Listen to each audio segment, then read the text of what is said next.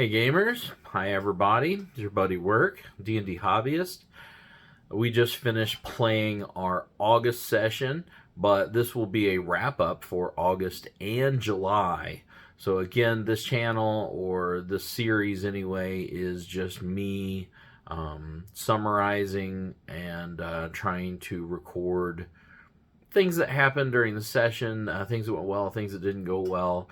This is a 5th edition Dungeons and Dragons campaign, and we're running Tomb of Annihilation, which is a published adventure by Wizards of the Coast. So let's get to it. I meant to record a video after the July session, and it just never worked out. Either I didn't have time, or I didn't like my hair, or I needed to mow the grass or go to work. It was always something getting in the way. So yeah, it didn't work out for me. So the July session, I listened to my June session wrap up, and I had actually forgotten quite a bit of different things, different encounters that had happened. Interesting things that had happened while going through the tomb. I was thinking about recording it, re-recording it, or adding it into here. I think we're just going to call it good. I don't want to bore you down with too many details, which I know that I already do, so I apologize for that. So the June session, Dayton. So Dayton was my most senior player. He had some family issues and had some other issues going on here in Grand Rapids, so he moved back home. So I lost Dayton, who's playing the human cleric Beauregard, Bony Butt. And that was a pretty big loss. He's the only guy that's really that has been here since the very first session, which was over a year ago. So losing him, it kind of broke my heart a little bit. He was really enjoying it, even though he didn't have a lot of experience playing D&D. A lot of times he was more spectating. Wasn't a big idea guy, but I love that guy. He's a sweetheart. He got a job at my work after I interviewed him to play in the campaign. So I got a lot closer with him than I usually do with players. So I hope everything goes well for him where he's going. So we're just playing his cleric as an NPC, like we generally do whenever people don't show for whatever reason. So we're gonna miss him. I don't know. I feel kind of bad saddling someone with an NPC cleric. So I left it up to the players. What do you want to do? Do you want to say, he just wandered off, or what do we want to do? And right now they're interested in playing him as an NPC. I don't know how long that's going to last. But for now, Gabe's been playing it. Gabe's main character is the half-orc barbarian, Tien. So he's playing him too. And then Alicia, who plays the Drow Order of Stars druid, is also playing, well, at least today she played Nyx, Dragonborn sorcerer. So the June session, they were on the 3rd level of the Tomb of Annihilation, the Tomb of the Nine Gods. So they were doing this, the Beholder level. And they really did a very good job. They were very effective on that level. And they did figure out, at the beginning of the session, they wanted to rest. They figured out that they couldn't rest where they were. The very first thing they did was they fought the 4-armed giant gargoyles. And they were getting beaten. They were getting beaten to a pulp. They were taking a lot of damage. I mean, those guys get 5 attacks on their multi-attack. It's no joke. So they quickly realized that they needed to figure out how to shut those things off. And they did figure it out pretty quick. So they wound up killing 2 of them and getting the other 2 turned off effectively. What I ruled was if the gargoyles had been struck at all, then they didn't shut off. So they tried turning 3 of them off, and the one that was actively engaged in combat did not shut off. So they shut 2 of them off. They killed the other 2. They were very badly beaten after that. They wanted to rest. They tried to rest, couldn't rest. They went up to Wither's office where they had rested last, and they couldn't rest there either. And so they cleared another room. Like, they kind of gave up on resting. They cleared another room, and then they really needed to rest and were starting to suffer from exhaustion. And I actually gave them a roll to remember that one room. And they went back to the Room of Tranquility and were able to rest there. So they also leveled. So now everybody's level 10 except for the cleric, which is level 11 because of the deck of many things. So everybody's level 10. They got leveled. They were very happy. We finished all the rest of level 3, which was, a couple of tombs and a couple different things. But they basically scrubbed the whole level. They got all of the eyeballs. They were ready to open the beholder door. They went to the beholder door. They were standing there looking at their own reflection in the beholder door, realizing they were going to stick these in there and they were going to fight a beholder. And they were like, do we really need to fight a beholder? Like, do we need to? Can we, like, what are we going to get out of this?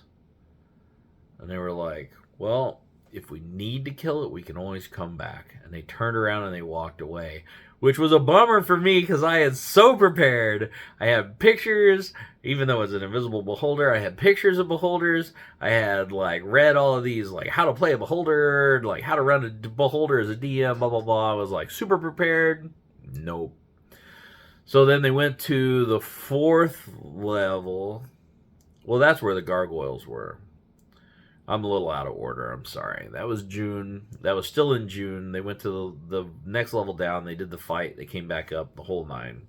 So now they're on the 4th level. They went to a room. I believe they went to the north, and they cleared a tomb there. And that was the one where they had to go into a maze and get a colored gem and come back. And then whenever they opened it, based on the color of the gem, they got like a magical ability. And then in a side room, there was a grandfather clock, which had one of the legendary treasures. So they got the legendary treasure. They got a gift of 9 lives. So, like, Uriel, the rogue, Connor's character, got it. So if he gets to 0 hit points, he pops back up or something like that. Very, very, very useful. They went back to the 3rd floor and over to the spiral staircase. So the spiral staircase was how Withers and the dwarf wights are able to maintain the tomb. So they went down that and came out and did that room. That was the room that had I think they were wights or zombies with paintbrushes and palettes, and they're painting the walls nonstop, which, I don't know, if you were painting those walls nonstop for 100 years, I think, 24/7, never stopping because they're undead, I think that room would have been very small because there would have been so much paint on the walls. But, so they went in there, they looked at that, they saw it was a throne instead of a coffin. They were like, I don't think we need to be here. And they just left. They left that room. So then they went to the mirror. And the mirror has 12 rooms, chambers. And most of those chambers have something in it, like a Cholton champion, who was a bodyguard for the queen, or a doppelganger who was following the company of the Yellow Banner.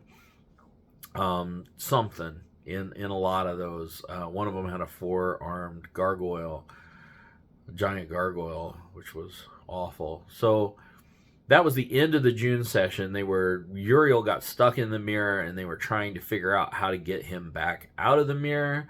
And it was like a round robin. They would pull somebody out, and somebody would go in, and they'd pull somebody out, and somebody would go in, and it was funny. It was interesting. Like, everybody had a good time again.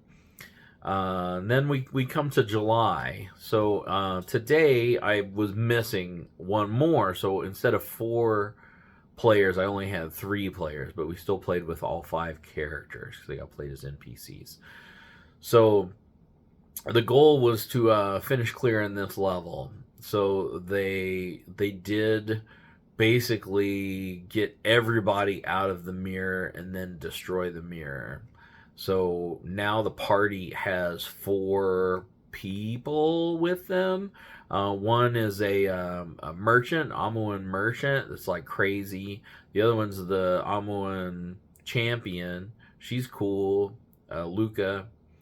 They got the doppelganger, Biff Brightblade or something like that. They hate him, but they they got him anyway because they're good guys. They're like, well, we got to do it, so we'll make the best out of Biff. They think he's a coward. They know he was not a member of the company of the Yellow Banner or whatever. So, and then there's somebody else. Oh, the Drow Wizard. So the Drow Wizard, Steema, who is also Drow, can speak to him in Drow, and then he can also translate to Ancient Omuan. So he can talk to the merchant, and he can talk to the champion. So for the first time ever, they're actually able to converse without magic in Ancient Omuan. They could read it before because they had a cipher, but now they can talk it. So they set off from there. They went to like the little maze area with the sphere of annihilation in the Devil's Head. They did not know what was going on there at all. They went inside. They got stuck inside. It was just the party members inside of there. They got the crown, the onyx crown, the Netheril King, whatever it is. And the Bodax came out, and they fought those Bodax, and they were struggling. They did okay. They were struggling. So after they killed them, they couldn't figure out how to get out. And they kept looking at the mural with the guy with his arm cut off, and they were like, I do not want to kill. So they thought that the Devil Head with the Sphere of Annihilation in it was a portal to another room or another place or whatever, so they needed to go into there. And thank goodness they sent the Slod first, so they had that Slod that they were controlling with the gem. They sent him first, and I said, he was kind of too big to get through it, but he dove into it with his arms over his head, trying to get in as far as he could. And he got in just to about his shoulders, like his shoulders got in. And that was, his inertia ran out, and he fell to the floor, just cut off. It's just like he had just been cut with a lightsaber. And they were like, ah! And I was like, and then he just disappears and goes back to limbo. They were like, what in the heck, So we gave them Arcana rolls and stuff, and they figured out it was a Sphere of Annihilation. And they figured out the only way that they were going to get out of this room was if somebody cut their arm off. So they basically tried everything they could think of. They tried. They were like, Steema, the druid, doesn't necessarily need both arms to be effective. So she stuck her arm in it.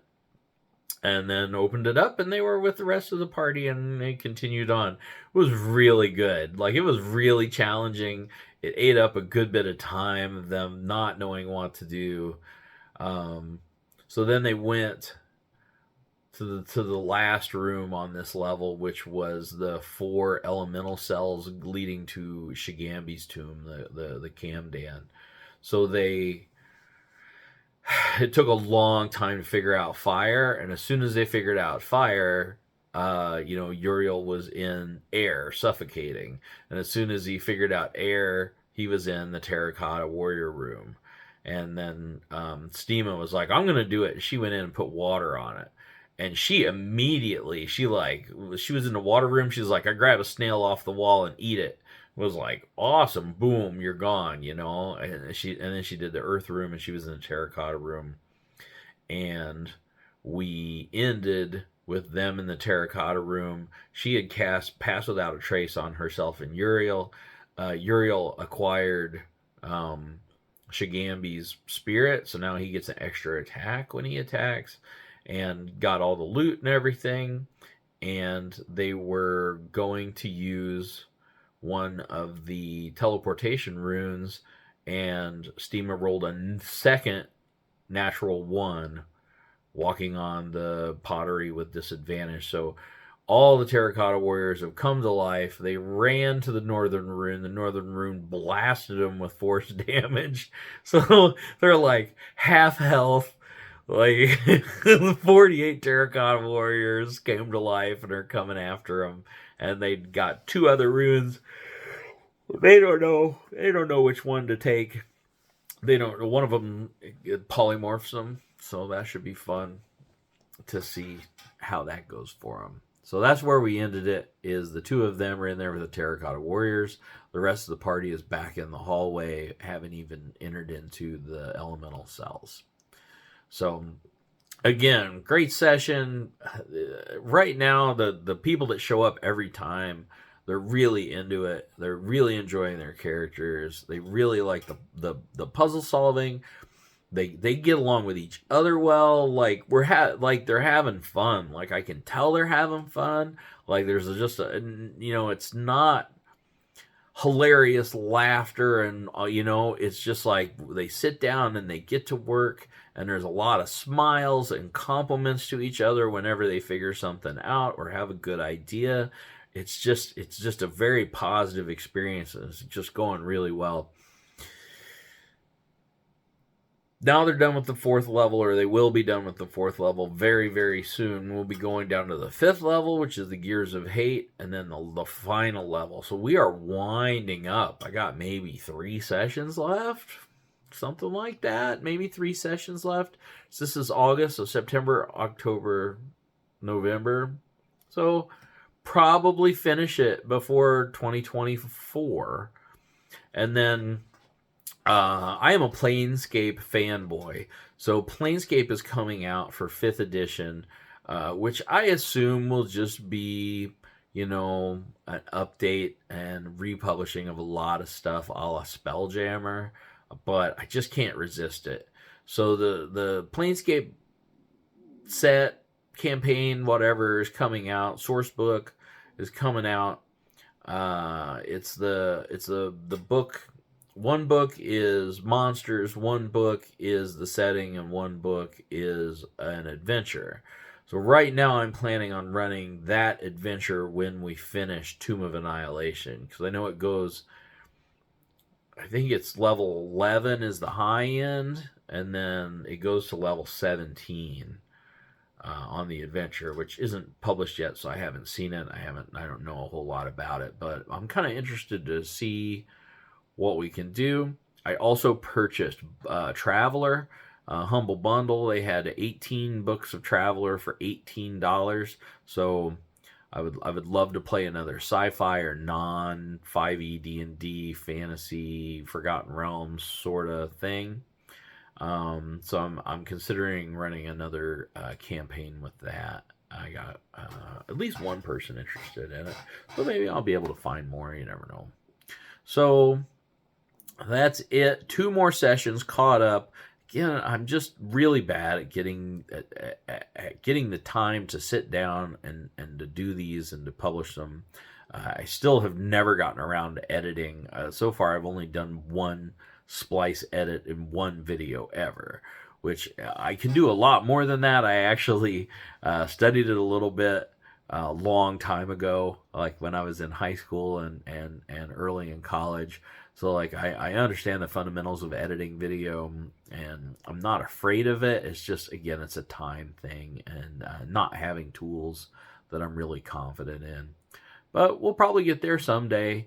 Right now, I'm just enjoying playing and working and watching my girls grow up. So I guess that's going to be it for this time. Again, like, comment, subscribe. Definitely subscribe. Definitely comment. Let me know if you're out there. Hopefully somebody finds these useful or entertaining or anything. Yeah, I think that's about all I got. If you have any questions, please post them. All right, everybody have a good one. And until next time, game on.